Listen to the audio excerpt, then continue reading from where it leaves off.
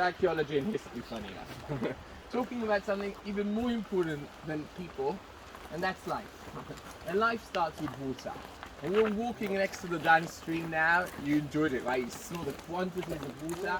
I just have to say one thing to most of you. Most of you are going to be getting groups from abroad, I'm presuming. And when they see the stream of Dan, they think to themselves, only this little trickle there, you know? All these Israelis, wow, water, you know, it goes up their head, you know? You don't see water in the Middle East. But if you come from Europe, if you come from America, it's the same thing that you take them to the Jordan River and you say, guys, this is the mighty Jordan River. And look at you and this little thing, you know? Or you take them to the Sea of Galilee and you say, this is the Sea of Galilee, hello. And they look, wait, you can see across. This is not a sea, this is barely a little lake or something. Guys, come on, think about it. People who come from abroad, this is nothing. This is a little trickle. But this is a little trickle that has a lot of importance in human history. But let's start with the rest of the world before us, because it's important. So I'm going to start with geology, and it's going to be geology for dummies, because I'm a dummy and I don't understand all those big words, okay, of geology. So we have a big mountain. It's called the Hermon Mountain, and the Hermon Mountain is just part of a very long ridge that's called the Anti-Lebanese Ridge. When you call something the anti, it means that on the other side you have the rest of it. no. The ridge. If you have the opposite of the Lebanon, that means on the other side I'm going to have the Lebanese mountain, okay? So roughly, if I want to, okay, I'm just going down here. If I want to do it, so there's a very long ridge called the Lebanese Ridge, the mountains of Lebanon, right here. And then just opposite it, okay, opposite the valley, you have another ridge. It's called the Anti-Lebanese Ridge. You can see it's just anti the Lebanese Ridge. And the Hermon Mountain is just this southern corner. Okay, it's a very long ridge, the Lebanese Ridge. The higher Galilee is part of that ridge. Okay, and this long ridge over here, the Hermon. Now I need one man who's standing. Come here, very good example. I'm going to make a model of you. I'm really sorry to begin with. Okay, come over here. This is my model. Okay, so let's imagine, just look at them, straight down. Okay, let's imagine the Hermon Ridge is a very long ridge. Okay, 70 kilometers going down into Syria. Okay. The Hermon Mountain is just the nose, okay? And when you look from the southern part, if you look from south to north on the Hermon Mountain, don't move now. Okay, I'm sorry about what I'm going to do, okay? You forgive me to begin with, right? Okay. So look at this, okay? It's tilted this way. So you're looking at the nose with a point, okay? Sorry. To the west, okay? So the point is at the west. This is the point at the west. It's called Mount Dov. It's part of the whole Hermon, okay? So again, Anti-Lebanese Ridge, Hermon Mountain, roughly 7% of the whole Holy Space. No, the nose is not that big, okay? But the Hermon Mountain is 7% out of the whole ridge, and that's what Israel controls, okay? The rest is in Syria and Lebanon. Thank you very much for my model. Thank you very much. So this is the Hermon Mountain. Now the Hermon Mountain is made of limestone, and limestone has a very interesting quality that when it hits water, it starts to dissolve. You'll learn about it. Okay, the whole of those phenomena are called karst phenomena, because karst is a valley in Slovenia, and that's the name of a valley. So there's all these phenomena that are happening in limestone, okay, with water, dissolvement of the rock itself, okay. It makes a lot of caves inside the Hermon Mountain. So if I really wanted to talk about the Hermon Mountain, I should say it looks like a Swiss cheese, okay. Inside the mountain itself, you have quantities of these caves, okay, that were made out of this dissolvement of the rock because of the karst phenomena, okay? If I really want to talk to people about it, I will call it my sponge, okay? Imagine your sponge at home. Most people don't use a sponge anymore, I know, but imagine the old sponge. You remember that you used to go into the shower? Okay, so take a sponge. How is it made? How is it made? I'm putting water into the sponge, and then the water disappears. What does it disappear to? There's little holes, little carved caverns inside, okay, that hold the water.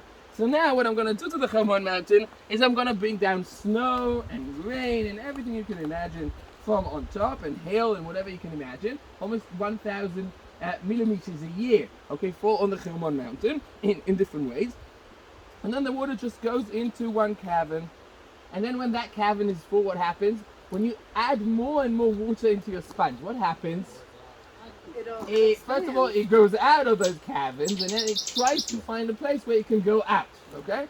Now, all of this is limestone, but down here, there's a different kind of rock that makes an aquiclude. Okay? Aquiclude means preventing water from seeping in. It's closed to water. And when the water comes into the aquiclude, what happens?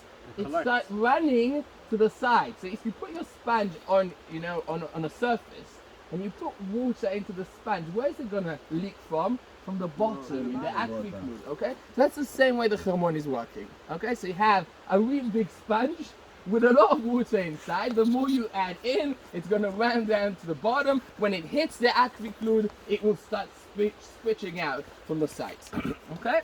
So there's a lot of streams coming out of the Hermon. I'm going to be talking, or the anti-Lebanese ridge, I'm going to be talking only about the 3 that come out in Israel, okay, or are connected to the land of Israel. In a second I'll show you why they're important to you as well, not only because they're in Israel. So I'm going to do them in 3 different colors. Okay, let's use the green, the black. Sorry, the Hermon, how much? 7% in Israel? 7% in Israel, the rest in Syria, mostly in Syria, and a little bit in Lebanon, because it's right there on the border. Okay, so if I have the Hermon mountain, okay, I'm just taking this out. I have the Hermon mountain. We are looking from south to north. This is how we're looking at the Hermon mountain. Okay, we are now in the south. And there's 2 streams that come out of the southern part of the Hermon. Okay, one of them comes in the eastern side, and that's where we're going to be today at the end of the day. I'm only going to write one letter here, and you'll have to fill it up. And the letter is B. Banyas. The stream is called Banyas. Okay, the stream of Banyas. Where does the water of the stream of Banyas comes from? Also. From the Hermon mountain. Okay, the same way I just explained. Water, snow goes into my sponge. At the end, it comes out of the bottom. Banyas. Hello, Banyas. Stream of cold water comes from the snow. Okay. In the middle, again, still in the southern area of the Hermon, you have another stream, okay, that's coming out, and that is D for you, okay, and this is Dan, okay, it's quite in the middle, okay. The third one doesn't come from the southern tip of the Hermon, it comes from the west. Now I have a problem because this is not 3-dimensional. So if I bring it out from here, you understand it's not coming from the southern side, it's coming from the western side of the Hermon, okay? And it runs in Lebanon, a few kilometers over ground, and then it comes into the land of Israel, okay, and goes down to the bottom, okay. This stream is called the Chatzbani stream, so H, Chatzbani. It's because the origins of this stream is in a place called Chatzbaya in Lebanon. Okay? Chatzbaya. You call it Chatzbani, you still call it Chatzbani. Okay, so Chatzbani, Dan, and Banyas. And when these 3 join in together, they make what you call the Jordan River. I'll do a J and that's it. My spelling is awful. So you'll manage. Okay? So when they... You can make it by yourself. It's very easy. Okay? Very easy. So again, we have the Banyas, the Dan, and the Chatzbani that joins in together a few kilometers south from here, and they make what you call the Jordan River. And still, as I said, please don't tell your guests that it's the mighty Jordan River, because they'll all laugh at you. Okay? So just be careful. Even there's 3 streams together, still doesn't help. Now, the word Jordan, okay, in Hebrew has a meaning. We don't call it Jordan, we call it Yarden. Yarden. And funny enough, you can hear in the word Yarden the ending of Dan. And the sages in the 5th century said, why do you call it the Jordan River? Because it comes down from Dan. Yarad midan. Yarden. Okay? Yarden. And that's nice, right? Because when you look at my picture, you see that the Dan stream is in the middle. It's the main source, I would say, okay, of the Jordan River. When I say that it's the main source of the Jordan River, I don't only mean that it's in the middle, but let's talk about percentages of water. We are up here. Can you see the water? This is the spring. It comes right off your feet, okay? The water just comes from beneath us. And that's what you just saw a second ago flushing down, okay? The Dan River. Now the Dan stream, I would say, and river is quite a big word for it. So the Dan stream. But what you have to know about this spring is that this spring gives almost 240 million cubic of water a year. And that's half, 50% of the water to the Jordan. Again, it's 50%, almost 240 million. 50% only from Jordan. Of the Jordan, all of the water of the Jordan River. And roughly the Banyas and the Chatzbani will give 25 and 25. It's not accurate, but it's good enough for us. Okay? So when they say that the Jordan comes down from Dan, they're right. Because 50% of the water comes from here. Okay? Now, there's only 2 springs in the Dan stream. This is the biggest one. Again, almost 240 million cubes. And we'll see another small one just above us, roughly 20 million cubes here. But you'll see the water splashing as well. So there's 2 little springs here. One is right here just below us. And the other one is up there. We'll see it in just a few seconds. Any questions about this? So the Dan, Just raise your hand, it'll be easier. Yeah. the Dan contributes 50%. Of the water to And the then Jordan the River.